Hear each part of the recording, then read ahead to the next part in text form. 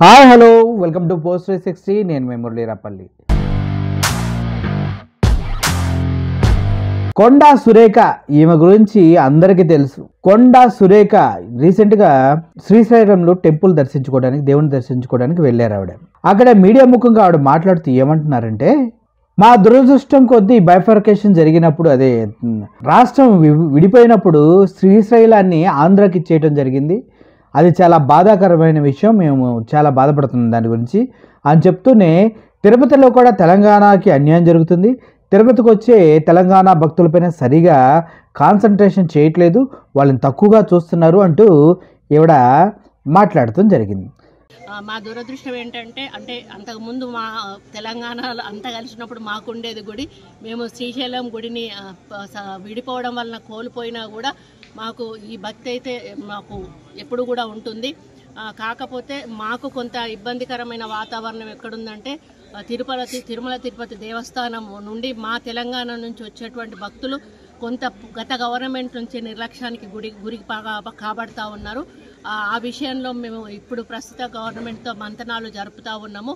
గతంలో తెలుగుదేశం ప్రభుత్వం ఉన్నప్పుడు, అధికారంలో ఉన్నప్పుడు ఏ విధంగా అయితే కొన్ని పద్ధతులు నియమాలు పాటించేవాళ్ళు, అదే పద్ధతిలో మా ప్రభుత్వానికి కూడా వారు ఇవ్వాలని వారికి మేము రిప్రజెంటేషన్ కూడా ఇవ్వడం జరిగింది.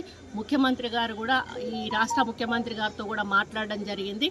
వారు కూడా ఒక పాజిటివ్ వేలో మేమందరం కూడా చర్చించుకొని మొన్ననే వాళ్ళ కమిటీ కూడా వేయడం జరిగింది. కాబట్టి కమిటీలో నిర్ణయించుకొని మరి తెలంగాణకు నుంచి అధిక భక్తులు వస్తారు, అధిక రాబడి కూడా వస్తుంది.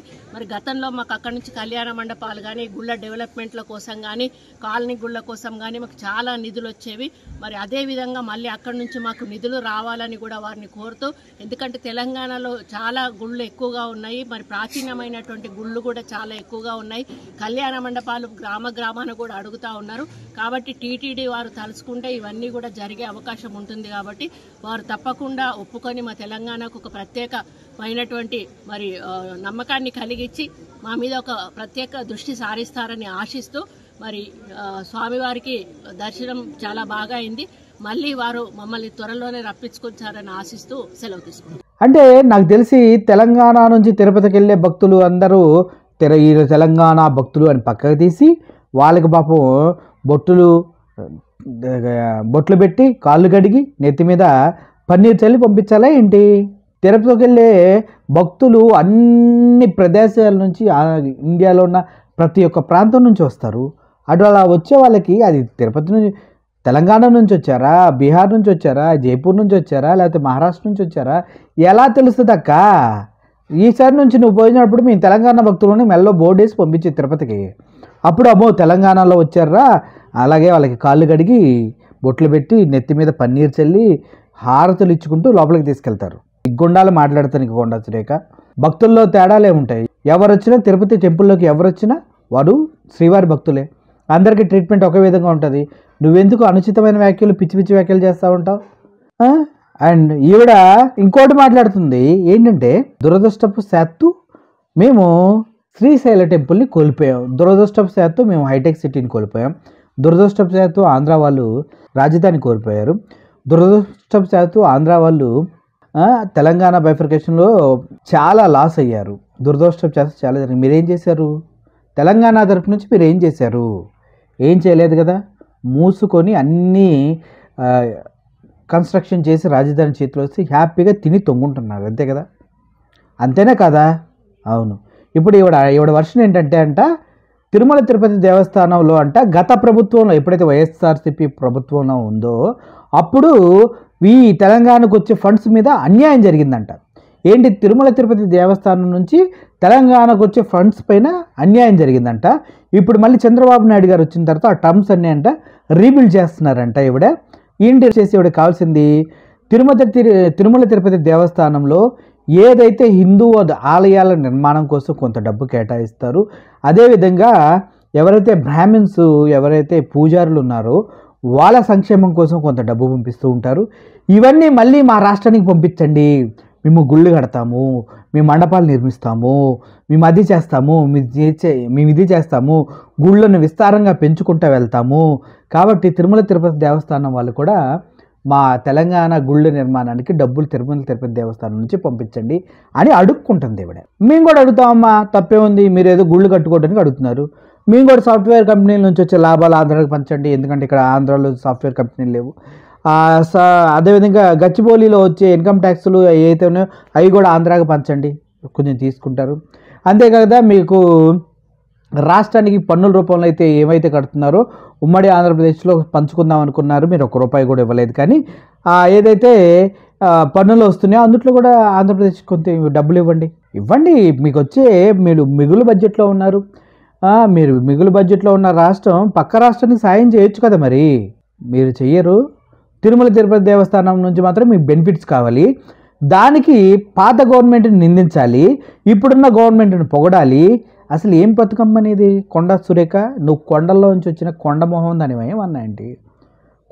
నువ్వు కొండ బుర్రలో పెట్టుకుని తిరుగుతున్నావా ఏంటి కొండ సురేఖ? మొన్నటిగా మొన్న నాగార్జున గారి కుటుంబం గురించి అనుచితమైన వ్యాఖ్యలు చేసి, ఏ ఆడది భూమి మీద పుట్టిన ఏ ఆడది నీలాగా దరిద్రంగా ఆలోచించి దరిద్రమైన వ్యాఖ్యలు చేయదు కొండ సురేఖ. కొండ ఫ్యామిలీ, అసలు కొండ బుర్ర, కొండలో బండలు బుర్రలు పెట్టుకుని తిరుగుతుంది ఈవిడ. ఇప్పుడు తిరుపతి దేవస్థానం పైన, అదేవిధంగా శ్రీశైలం పైన అనుచితమైన వ్యాఖ్యలు చేయాలని నీకు ఎందుకు అనిపిస్తుంది? మళ్ళీ ఇది డైవర్షన్ పాలిటిక్స్ కింద తీసుకెళ్ళాలి.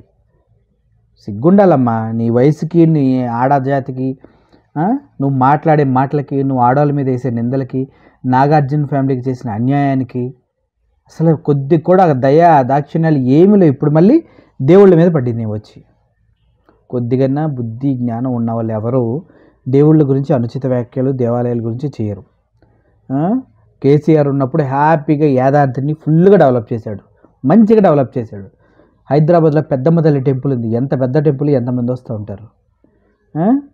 మనకి భద్రాచలం టెంపుల్ ఉంది, శ్రీరాముడి ఆనవాలుగా. ఇన్ని మన దగ్గర పెట్టుకుని మనం వెళ్ళి వేరే వాడి దగ్గర అడుక్కోవటం ఏంటి? కొండ సురేఖమ్మ, కొద్దిగా ఎదుగు. వి హ్యావ్ అని అంటావు, రాదు నీకు. ఎంత కన్ఫ్యూజ్ అవుతున్నావు నువ్వు. కన్ఫ్యూజన్ జీవితంలో ఉంటాం ఓకే, కానీ ప్రతి దగ్గర కన్ఫ్యూజ్ అయ్యేలా పిచ్చి పిచ్చి స్టేట్మెంట్స్ ఇస్తే చాలామందికి అన్యాయం జరుగుతాయి. ఆలోచించుకొని మాట్లాడండి కొండ సురేఖ గారు. మీరు బాగుండాలి, 10 మందికి సహాయం చేయాలనే మా ఆలోచన కూడా.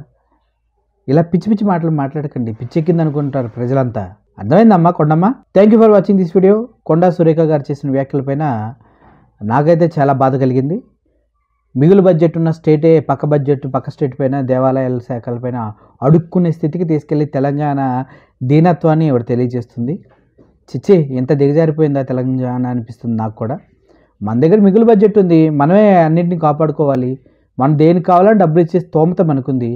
పక్క స్టేట్లో ఉన్న టెంపుల్స్ దగ్గరికి వెళ్ళి మాకు డబ్బులు పంపించండి, మాకు సహాయం చేయండి, మీ ఆవులు కూడా అడుగుతున్న టెంపుల్ కట్టించమని. ఏంది ఇది? చే సరే, ఏదేమైనప్పటికీ thank you for watching this video. I'm Murali signing off. Thank you so much.